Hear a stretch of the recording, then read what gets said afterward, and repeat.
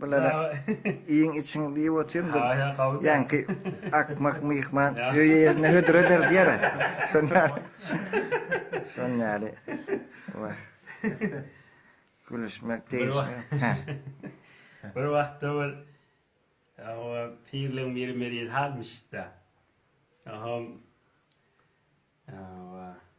O meriyet halmış bir daha da şükür canımızda. Bir vaqt bir mihman ödünü çekbiller bu ringde o meriyet halmış bir daha da şükür havamız kök hava. Ama mihman meriyet halın yani kan kepleyen da o. Aham.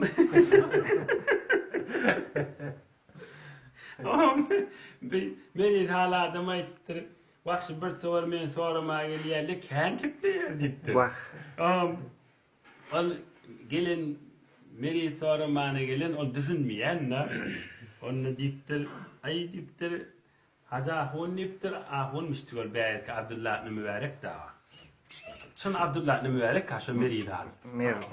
Marli hava. Marli Abdullah ibn Mübarek. O benne her kim sormana geliyor ama bir şun sormana gelin kan kepleyermiş.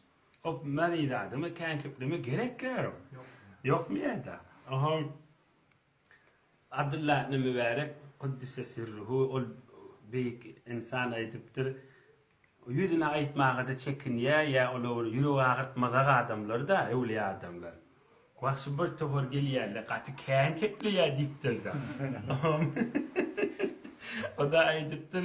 Ben diptir ahuna godre o kafini kulpla bir çekçi oturdu.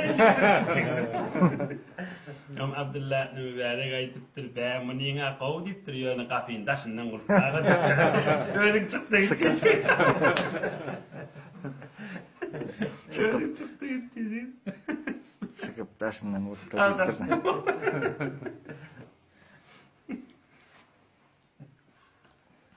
Şu gov adamlarla değişip gülüşüp oturmak ama govdur. Savaptır şulan muhabbet. Hazreti İbn Abbas gurrun meriyemmiştik.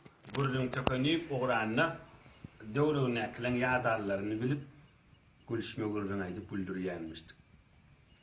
Nebi-i Ekrem Peygamberimiz Aleyhisselatü Vesselam'ın zamanının taş oturan dövrümde çeli.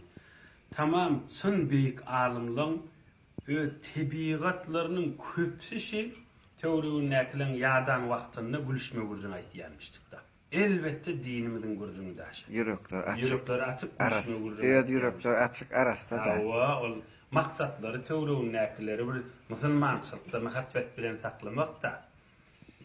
Vaktiniz olsa men bir kıyıska jaba uğurun aytıp bereyim. Hava.